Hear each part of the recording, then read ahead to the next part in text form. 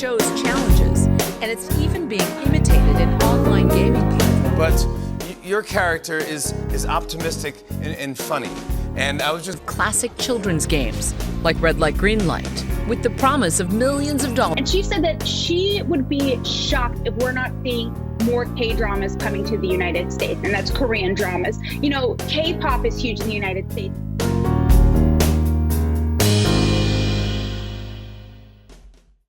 All right, social media may have shut down for a bit yesterday, but Netflix stayed online. Good news for the millions of people devouring the hit show Squid Game. Didn't include us quite yet, but we'll see. Netflix CEO Ted Sarandos says the 9-episode Korean thriller could become the streaming service's biggest non-English language show in the world. So what exactly is it, and why is it so popular? Joining us now is NBC News youth and internet culture reporter Callan Rosenblatt. Callan, good morning.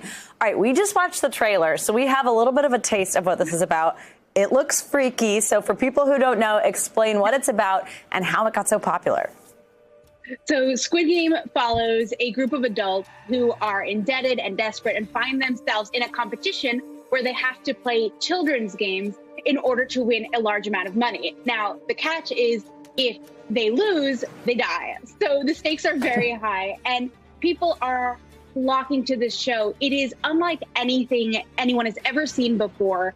And the reason that it is so popular is it's so rare that we see like a unique property today that doesn't have a built-in fan base, that isn't based on a book or a movie or a comic book. And to see the aesthetics of this, it's so unique looking. Everything about it is drawing people in, and it's a big word of mouth show. Memes are being created, people are talking about it online, and it appeals to every demographic. So it's kind of the perfect storm for this to be one of the biggest Netflix shows ever. In short, not a cooking show about making calamari. Is what I assumed at first, and it is not at all about that. All right, so let's talk about some of the pushback the show has gotten. One viral thread on Twitter says, if you don't understand Korean, you didn't really watch the same show. Translation was so bad. So how common is this reaction? Tell us more about it. Well, there's some people who agree with that thread and some people who say it's overblown. There's one scene in particular that people are pointing to, and I promise this isn't a spoiler, but there's a line that essentially says, you know, I'm not a genius, but I can figure things out. And the translation is closer to, I didn't go to school, but I'm very street smart. And so people are saying, you know, for that character, you're missing context in that particular translation. However, a lot of people have said, you know, translating as an art, it's not going to be a one-for-one perfect translation.